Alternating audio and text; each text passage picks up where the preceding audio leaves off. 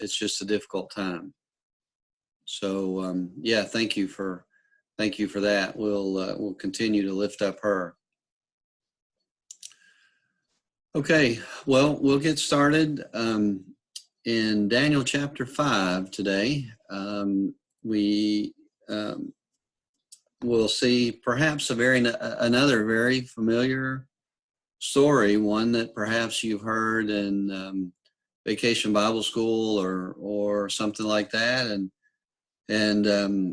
again, it's a very, very familiar story, but it has some powerful, powerful messages for us today.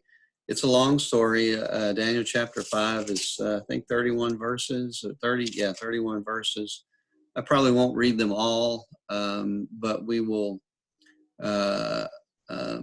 certainly catch the key verses, and at the end, hopefully, we'll take away some lessons that are important to us. I will begin with the first few verses here to kind of set the scene, and that's really the important part of this chapter. We can't fully understand how powerful this chapter is without understanding what's going on.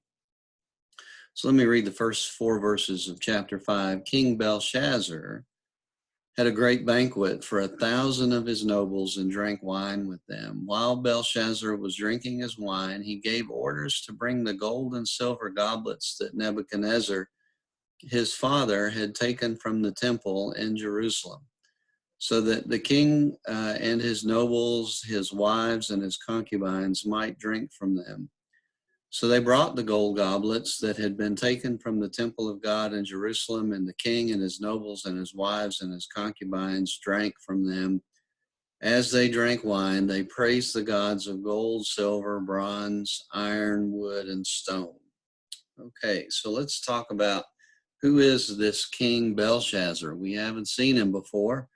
In chapter 4, we were talking about King Nebuchadnezzar. And all of a sudden, we shift gears into this new king, Belshazzar. So who is he? Well, let's say this, that between chapter 4 and chapter 5, somewhere between 20 and 25 years have passed. King Nebuchadnezzar has died, and he has been replaced on the throne a few times. King Belshazzar was not the next king after Nebuchadnezzar. Immediately after Nebuchadnezzar, his son, Marduk, rose to the throne, and he was king for a couple years, maybe. This king was an evil king, not at all like his father. And he is mentioned in Jeremiah chapter 52 and 2 Kings chapter 25. In the interest of time, we won't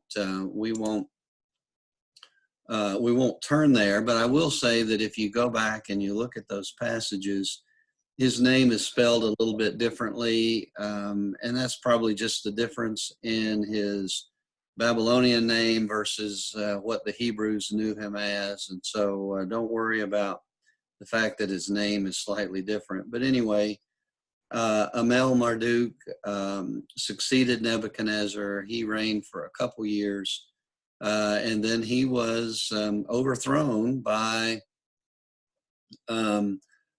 a relative of his, probably not a direct descendant of Nebuchadnezzar, but a relative of his named Neriglissar. Again, I'm not sure how to pronounce the name. This king is also mentioned in the Bible, Jeremiah chapter 39. He's an evil king, and he doesn't last long either. Less than 2 years. Some historians say maybe even a few months. And then he is overthrown, and in a violent, history records, in kind of a violent takeover of the government, and another rises to power. One of his sons or cousins or some relative takes over, and he's a young king, perhaps even a boy king, not even in his teenage years, takes over. And that kingdom lasts literally months before another king comes on the scene, and is kind of um, perhaps a civilian, has no claim to the royal line, perhaps has some links to the priesthood of the Babylonian religious community. And his name, you do find his name in history. His name is Nabonidus, I think is how you pronounce it.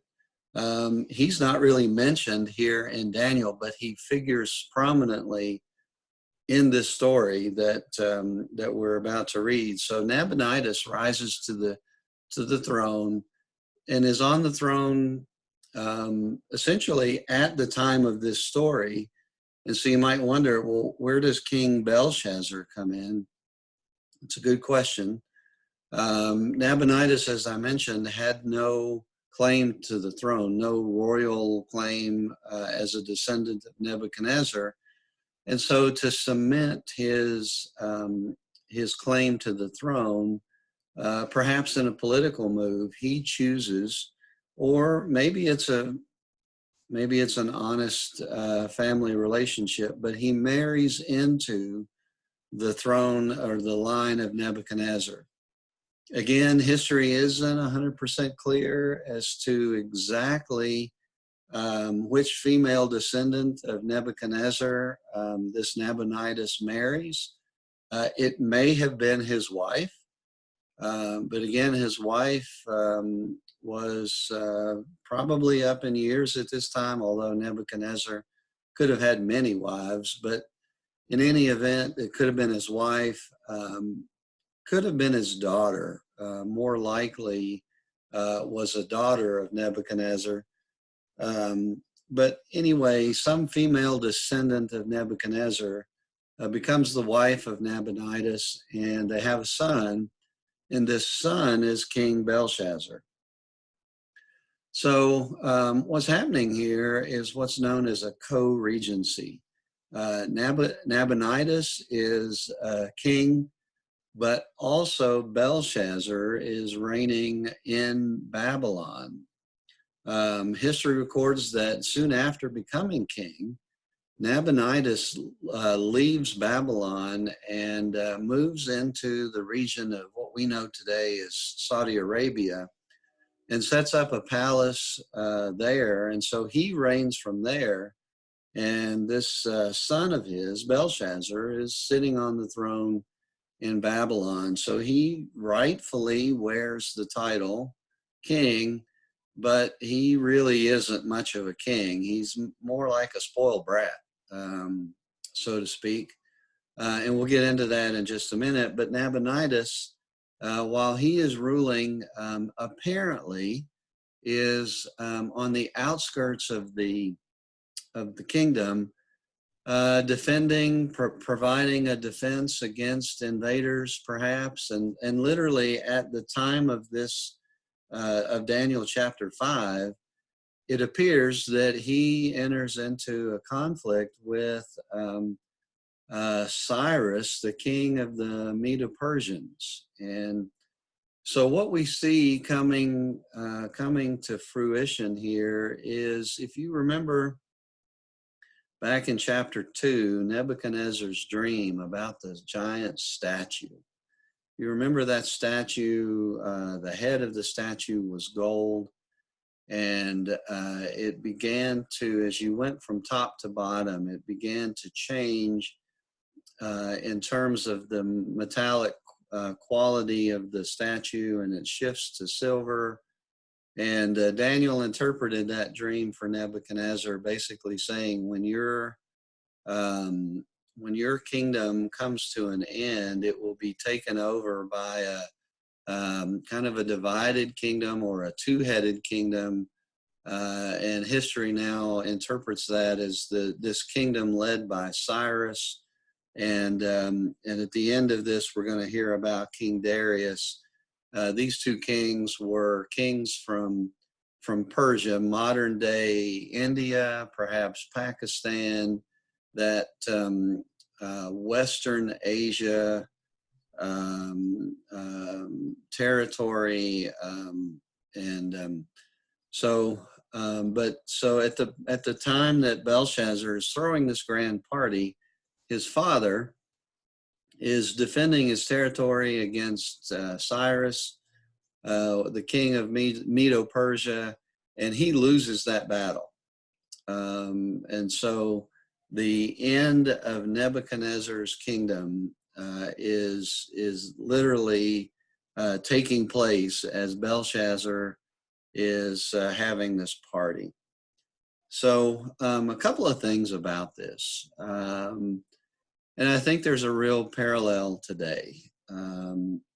As we look around, there's just so much political uncertainty in the world today. You look at the United States, and it's a time in the history of the United States where, it's just, there's just so much controversy and division, and there's so much uncertainty. Forget the fact that we're in the middle of a pandemic, but even before this, there's just so much division. We've got an election year coming up. Who knows what's going to happen? So there's a great deal of uncertainty in this country. You look around the world, world leaders have been affected by the pandemic. The Prime Minister of England had been hospitalized in intensive care weeks ago. He's now recovering, and I understand he's due to return to full service, I think, tomorrow. And then you look at the other side of the world, North Korea. There's question as to whether the leader, the dictator in North Korea, Kim Jong-un, is even alive. He's certainly undergone some sort of medical procedure, and many reports are that he's died. Other reports that he's being held in a vegetative coma type state. We don't know.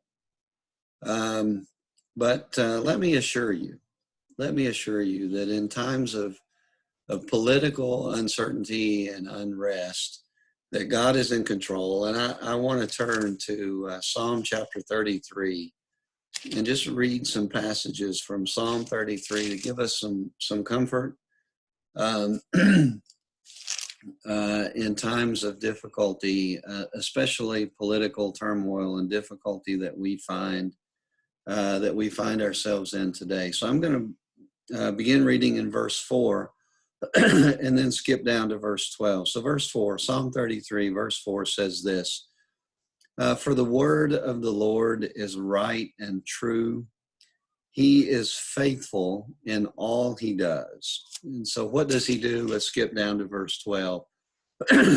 Blessed is the nation whose God is the Lord, the people he chose for his inheritance. From heaven, the Lord looks down and sees all mankind.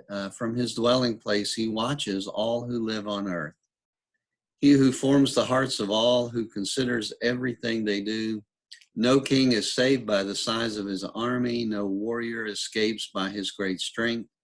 A horse is vain hope for deliverance. Despite all of its great strength, it cannot save.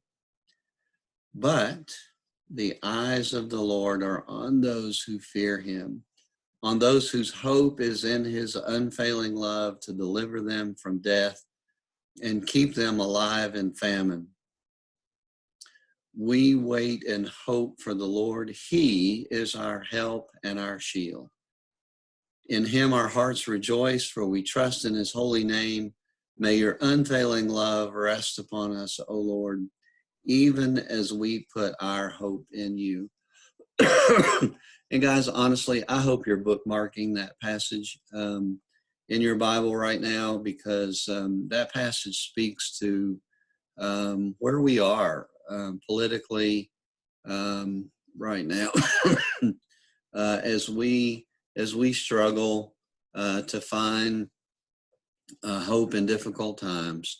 We can rest in God's love. And the other thing I want to point out, I've referred to this a couple of times in our passage, but I just want to read from Romans chapter 13. Beginning in verse 1, I'll read 1 and 2. Everyone must submit himself to the governing authorities, for there is no authority. There is no authority except which God has established. The authorities that exist have established by God. Consequently, he who rebels against authority is rebelling against what God has instituted, and those who do so bring judgment on themselves. So let me just say that whoever's on the throne, it doesn't matter. God's in control and God's in charge. And however, you are being personally affected by the turmoil that we're facing. Just rest in God's sovereignty and his control over the events that are going on in the world today. So the king Belshazzar is having this party, and it is a drunken orgy of a party. And then what we see in verse 5, suddenly the fingers of a human hand appeared and wrote on the plaster of the wall near the lampstand. The king watched the hand as it wrote. His face turned pale, and he was so frightened that his knees knocked together and his legs gave way. In the midst of all this party, God interrupts, and he says, look here, I'm in charge, and I've got a message for you. And I'll kind of summarize what happens here. The king panics. He calls for all the wise men of his kingdom to come and read the message. And goodness gracious, where have we heard that before? The king gets a message from God and he looks in the wrong direction. He turns to human wisdom for interpretation, and there's none to be found. If you look down in verse 8, his nobles were baffled. And so suddenly the queen steps in, hearing all the commotion. She wasn't part of the party, but she steps in and she gives a voice of reason, and she says, you know what? There was a guy whose name was Belteshazzar. His Hebrew name is Daniel, and he helped King Nebuchadnezzar in times like this. I really think you ought to call on him. So Belshazzar does that. He brings Daniel before the king. And he says, are you really Daniel? And Daniel says, I am. And he says, look, I'll give you the third highest rank in the kingdom. I'll give you a robe of royal color, and I'll place a gold chain around your neck if you can read what's been written on the wall. And Daniel says, you can keep your gifts. Daniel's trust and his hope is in the Lord. He doesn't need anything from the king. Everything he needs comes from God himself. And so he says, you know what, keep your gifts, but I'll tell you what's going on here. In verse 18, O king, the Most High God gave your father Nebuchadnezzar's sovereignty. Again, the words of Psalm 33 and Romans 13 are echoing in our ears here. No king, no leader rules except as God pleases, and God authorizes them. And he kind of recounts the story of Nebuchadnezzar.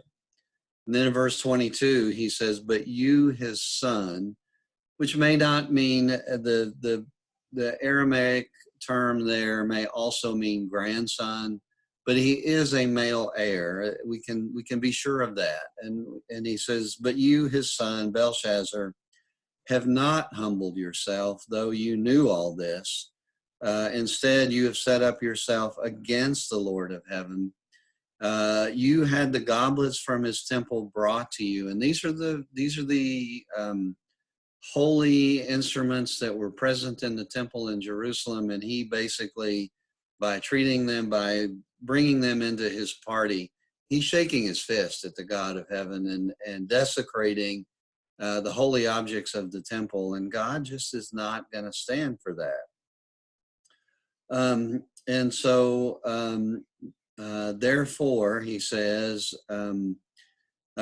he sent his hand that wrote this inscription, and the description that was written was this: And again, I'm not sure how to pronounce these words, but I'll do my best. Mene, mene, tekel, parsin. This is what the words mean. Mene, God has numbered the days of your reign and brought it to an end. Tekel, you have been weighed on the scales and found wanting. Perez or parsin, I'm not sure, there's some question as to how that word is translated, but it means this: your kingdom is divided and given to the Medes and Persians. Then at Belshazzar's command, Daniel was clothed in purple.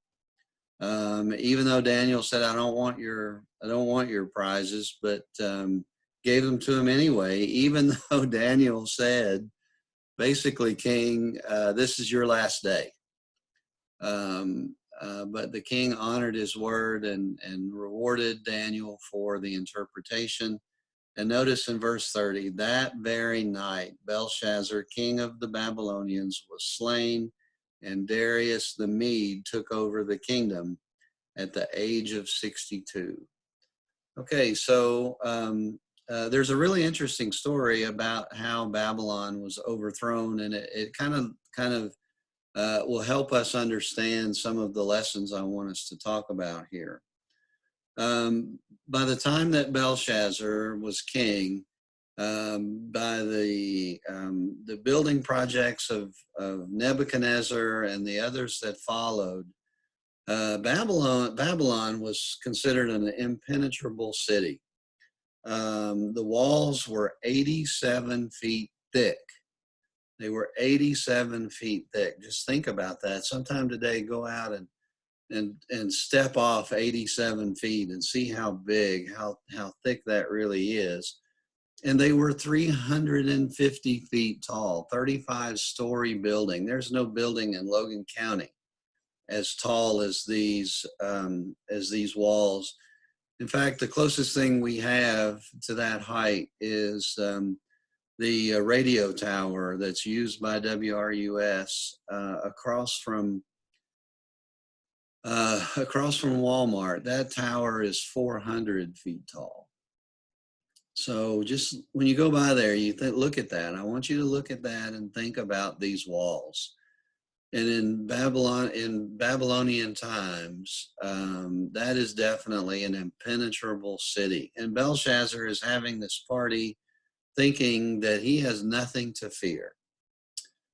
But God has other plans. And how was his kingdom so easily overthrown? Some historians record not even a spear was raised in the overthrow. Well, one of the amazing things about the city is that the Tigris River ran right through the middle of the city, providing fresh water. And Darius, the king, decided that in order to get into the city, all he had to do was divert the path of the Tigris River. So he dug this giant canal and took all the water from the Tigris River and diverted it in another direction.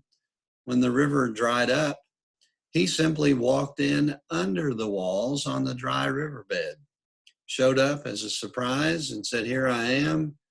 And that night, Belshazzar, his throne was taken from him. And so that brings us to really kind of the lessons that I want us to think about. First of all, and this is the one that when we began the study of Daniel, I wanted us to see, is that God is sovereign, and history is in fact his story. And I think I even wrote it on the whiteboard. The history of mankind is really just God's story of his dealing with us from the beginning to the very end. And we should never forget that the events that are going on in our lives today, the events that occurred 200 years ago, 500 years ago, or 200 years from now, or 500 years from now, Those are all just part of God's story, God's plan, his work in the life of humanity. And that story involves the redemption of his people to himself. From the time of Adam and Eve, mankind has been separated from God. God has been chasing after us. And then in the middle of this story, we see that Jesus comes on the scene. He redeems mankind back to God. And so now, in order for us to enjoy that relationship with him, all we have to do is look to the cross. And so the key message, one of the key messages of the entire book of Daniel is that history is truly just his story being played out in front of us. The second thing I want us to note is that God is present in everything we do. Here, Belshazzar was safe and sound inside his own palace, inside his own kingdom, and he thought he was untouchable. But God shows up and writes on his wall, and then at the end of all of that, a foreign king shows up and takes his throne. God is present in everything we do. We may be separated from our friends, we may be separated from school, we may be separated from our family, we may be separated from a lot of the things that bring us comfort. But God is present in our lives today, and we should never forget that no matter what happens, we cannot be separated from God's presence in our lives. We've learned over the last 6 to 8 weeks that we can be separated from a lot of things, but we cannot be separated from God's presence in our lives. And so don't fear. Psalm 33. Let me turn quickly back to there and read those last couple of verses. Just so encouraging and comforting in times when you feel alone or when you feel like God has left you. We wait and hope. Our hope is in the Lord. Our hope is not in some earthly king or president or in some earthly treasure, some building, some possession of ours. Our hope is in the Lord, and he is our help and our shield. In him our hearts rejoice, for we trust in his holy name. May your unfailing love rest upon us, O Lord, even as we put our hope in you. Again, please go and highlight that passage, bookmark it on your phone so that you can come back to that in times of difficulty. Another thing I want us to pull from this is that even as God is faithful, he wants and desires us to be faithful. Think about Daniel. He had a prominent role in Nebuchadnezzar's government, and 20 years later, no one remembers his name except for the queen. And so Daniel kind of has fallen from the limelight here. And yet he has remained faithful to God, certainly. And he's ready for service when God calls on him. And now you guys probably don't have this perspective, but take it from an old guy with no hair up here and gray hair here. It is easy sometimes to feel like your time has come and gone, and it's time to just put your feet back and rest and let somebody else do the work of the Lord. But there's no such thing as retirement in God's economy.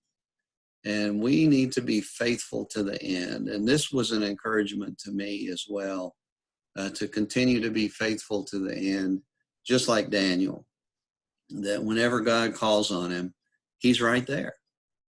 And so that was an encouragement to me this week as well. And you might underline that or make a note somewhere. you guys are young. You've got your whole life ahead of you, but someday these words will be an encouragement to you. And again, probably the last thing that I'll mention, our time is running short here. The last thing I'll mention is this, is just the inadequacy of secular wisdom or earthly wisdom. Remember Belshazzar, just like Nebuchadnezzar before him, when he faced times of difficulty, he turned to his earthly advisors, secular advisors, rather than turning to God. And the message to us is this: when times of difficulty come, so often we turn to everything but God. And you've heard me say this as we've studied through Daniel. Sometimes in my life, I'll say, well, nothing else has worked. I guess I'll just pray. Honestly, folks, prayer should be our first response. We should immediately turn to God when times are difficult. And that's my encouragement to you, is don't look to Twitter and Snapchat, and don't look to these social media influencers for your advice. God's word is all we need. And again, take it from a guy who has no hair here and gray hair here. God's word is all you need. God is faithful to the end, and he will never leave you alone. And when things get difficult, think about Zach Matthews, his family, just yesterday when they woke up, they had no idea that today they would be in a hospital room, uncertain of the future. And when those times come, yeah, we need to go to the doctor. We need to let the doctors do their thing. But don't forget that it is in the Lord that we put our hope. So we need to turn to him and be faithful to him in these difficult times. And so, folks, let me encourage you as we read through the pages of Daniel. God hasn't forgotten us. He hasn't taken our eye off of us. He hasn't taken his eye off of you. It's not just the great leaders of the world that he hasn't forgotten. It's you. It's Sophia and Noah and Christian and me and whoever watches this later on YouTube. God's eyes are on you. Jesus told the story in the Sermon on the Mount that God's eyes are on the sparrow, and we are more precious than any sparrow. And so I encourage you, turn to him when times of difficulty come.